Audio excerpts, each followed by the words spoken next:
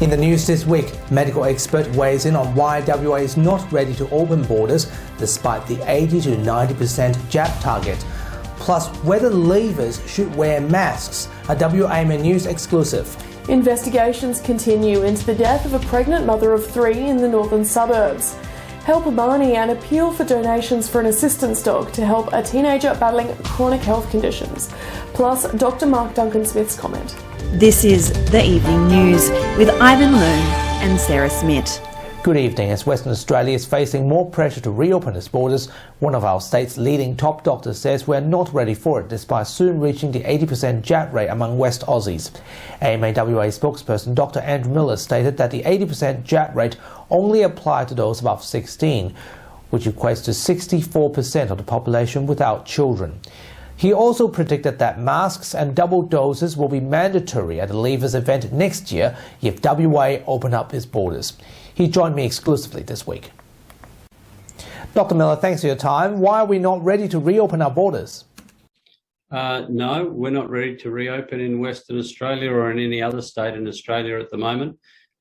We still have far too many people unvaccinated, and we would be exposing our already overloaded hospitals to an enormous range of COVID patients, which would completely destroy our chance to do any of our normal work and send the society back into lockdown. Our viewers clearly don't like the idea of reopening borders. That is despite the 80 to 90% target in WA. What's the catch here? Well, your viewers' hunch is right because they know that it's not 80% of the population we're talking about. It's only 64% of the whole population, and all of those other 36% of humans can still spread COVID, and that's way too high. We need to be well into the 90s, and the ACT is leading the way on this. They've got over 95% first dose in the ACT now. And so we need to be real. We need to look at the whole population. We need to hold off, if we possibly can, for a vaccination for children under the age of 12 so they're not spreading it in schools like the current disaster that we're seeing in the UK. And there's no disadvantage to us holding the line for a few weeks longer. I realise it's very painful for people who want to travel to see family, and that's understandable. But it's not going to be worth seeing your family if there's large amounts of COVID in our community. We're back in lockdown and we have to close our border for a long time to come. New South Wales is headed for tears, unfortunately. Currently, the WA government says there are no decisions or plans at this stage to increase ventilation or air purification devices to schools due to COVID, but they will act on the advice from the Chief Health Officer. Now, you've been pushing it for a while. What's your take? Well, I'm reluctant to criticise the CHO. I think he's doing a great job. But if we look to Victoria and see what they've done, is they bought tens of thousands of these filters, which you can put in stuffy classrooms, and they strip the virus right out of the air. And that is a very important part of the protections. We also need to have plans in place to give kids masks. So certainly should be mandated for primary school and higher, and possibly even younger kids. All throughout Asia, we know that very young kids are very capable of wearing masks, just like Aussie kids are very used to having to wear a hat, put on sunscreen, wear their shoes, all things that as parents of young kids we know they can object to, but they get used to it incredibly quickly. And if you can wear a mask in the school as well as have HEPA filters, decent ventilation, all these things will protect, but getting those childhood vaccines as well, just to keep the disease in teachers, kids, families down as low as possible. And we also know that that's by far the best thing for the economy. When it comes to the leavers, at least one jab or else no entry into the Dunsborough zone. But is that enough? I mean, what about masks? Well, again, it's all pretty simple. We've got to breathe clean air. If there's outdoor events, that's a really good thing. We do have to encourage mask wearing if people are going to be packed together and there's any suggestion of community spread around at that time when it rolls around. So we've got to have that plan there already, because you never know when this is going to break out. And we have to be flexible with the arrangements and say, look, if there is community spread, we're going to have to reduce the numbers of people at gatherings and so on. So for the next year or so, if we play a careful game and we get the vaccination rates very high, we've got a chance of West Australia coming out of this as one of the best places in the world, which will put us on a great footing for also fixing up our hospital system. But leavers in particular, Great that in WA they're going to have more freedoms than pretty much anywhere. Our kids deserve that. And if we can make it safer for them through good ventilation, masks, and particularly vaccination, obviously vaccination should be required. It's available there for them now. Then we're doing the right thing by them. They got their whole future ahead of them. Let's look after them. What about next year's leavers? Do you believe that double doses and masks will be mandatory given our borders will come down? From next year, it's going to be 2 doses, good masks or nothing. We're going to be wearing masks everywhere in 2022 because there's going to be some of this disease around in the community. We have to protect ourselves as our vaccine immunity wanes a bit, and we need boosters. And we have to protect people who can't be vaccinated, like those that we love who are on chemo, had organ transplants, and newborn babies, for example. Dr. Miller, thanks for joining us tonight. Thanks, Ivan.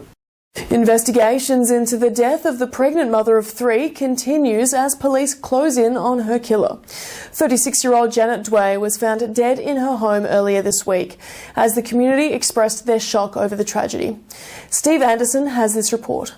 WA police continue to remain reticent when it comes to the suspected murder of Janet Dway, though they have revealed it is being treated as a homicide.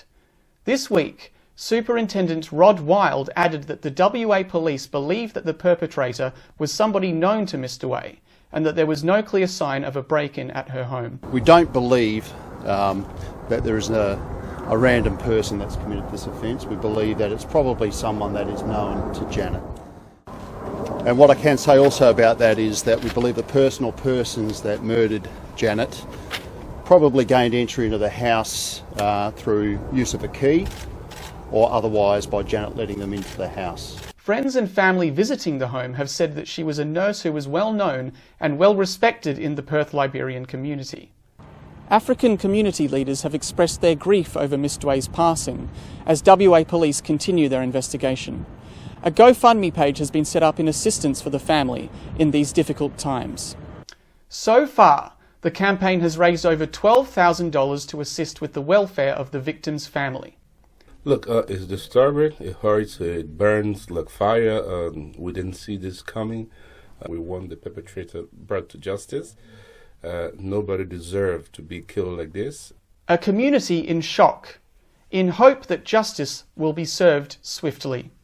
Steve Anderson, WAMN News.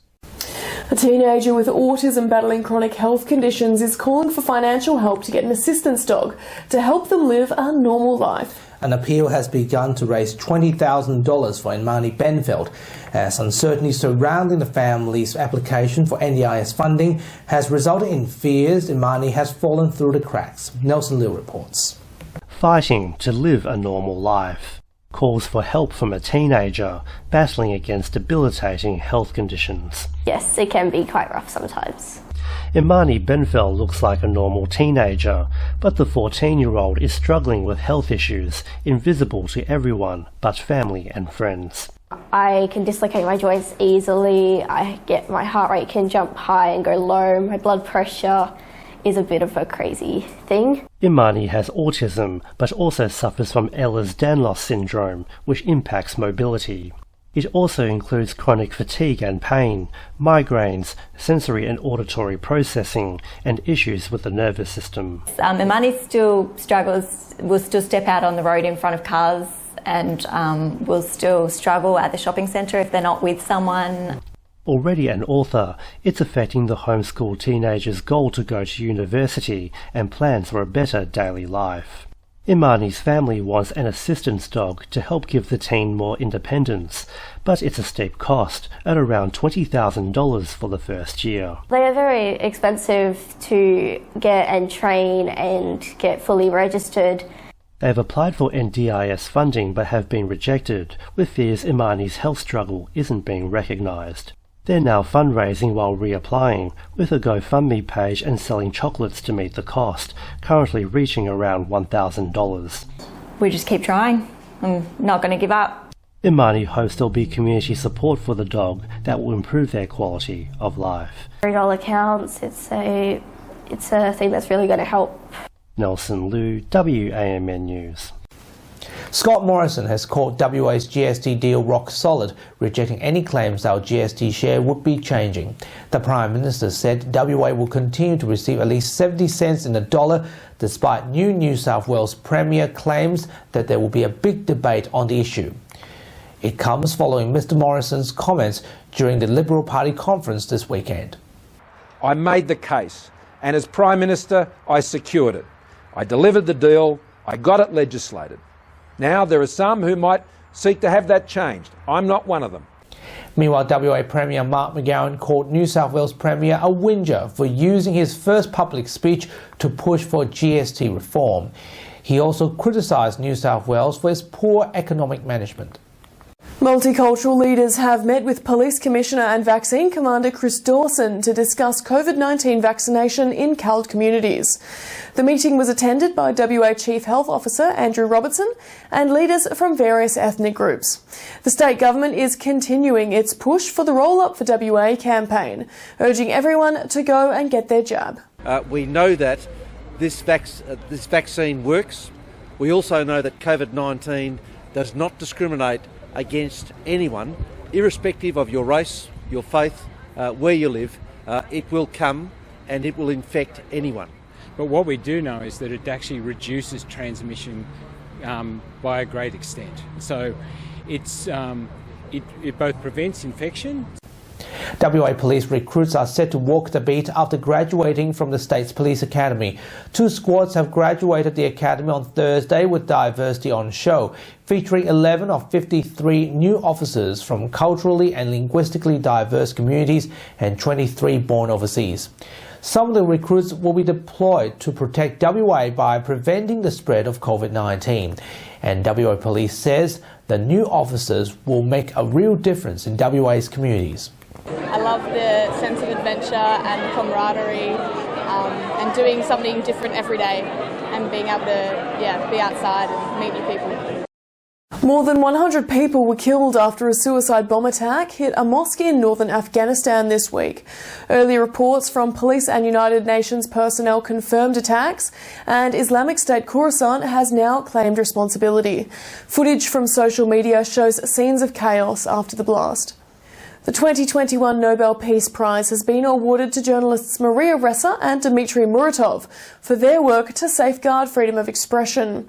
The judging panel said that freedom of the press is facing unprecedented challenges, and both award winners have demonstrated their courage to expose issues and defend free speech.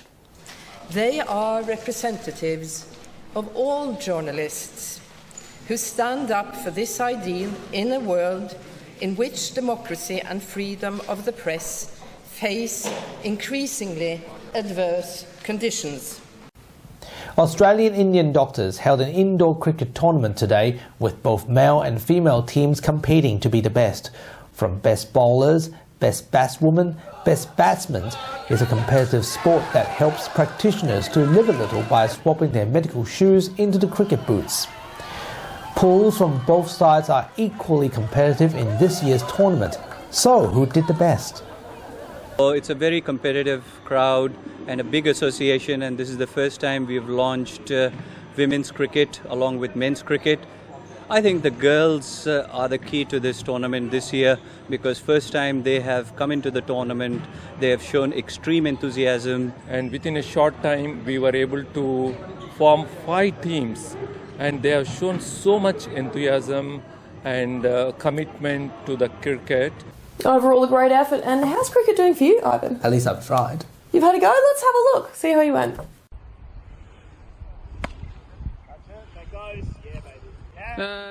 And he's out. A valiant effort, Ivan, but not to be today, unfortunately. Do you think he would hit 6 then? If he hadn't caught it, maybe, yeah, but as it is, not quite. Maybe some of the doctors could give you a couple of pointers. So definitely, he can certainly perform some operations to make me perform better. Yep. That's right. And now here's AMAWA President Dr. Mark Duncan-Smith with his weekly COVID-19 update and commentary regarding the vaccination passport situation. Well, good evening, everyone. This is a bit of a COVID update about leavers and the vaccine passport that certainly that I thought was a good idea, and it looks like the government's also picked up on that as well. With the leavers, the AFL Grand Final really was announced by the government as being the last event that would be without any restrictions at all with respect to vaccine passports. Unfortunately for leavers, the events, especially in Dunsborough, where there is mass gatherings, could become a mass spreading event, and we certainly don't want to see that.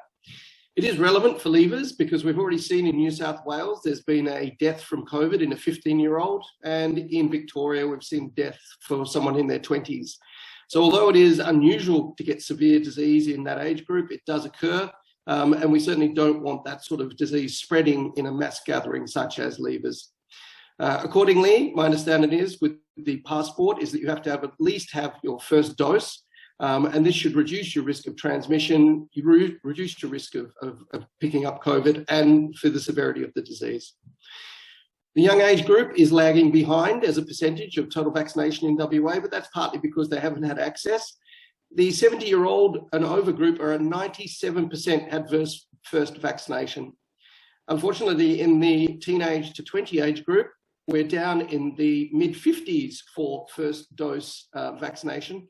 And so that's something that really the age group needs to pick up. And certainly if you want to go to your leavers, you're going to need to get that first dose.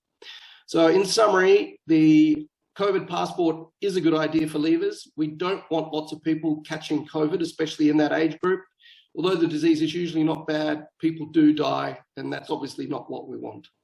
So enjoy leavers, but get your jab and get your passport. Take care out there. And that's Dr. Mark Duncan-Smith. Here's Leo with what's coming up on 6 News tonight. Thanks, guys. And on 6 News, breaking news, New South Wales just hours away from a wide range of eased restrictions for the vaccinators. A new Premier takes the lead, but the unvaccinated will have to wait until December to join the party. We'll speak to our reporter with the latest on a new Delta strain. Plus, WA residents urge to get the jab as Australia slowly climbs up the global vaccination charts, while at the same time, 2 European countries pause Moderna's COVID doses for younger age groups. And Victorian ambulances to be driven by soldiers in a bid to speed up response times after multiple people died when their 000 calls remained unanswered for 5 minutes. You can see full details on those stories and plenty more by going to our YouTube channel. Just search 6 News Australia to find us, or our website 6newsau.com. For now though, guys, it's back to you.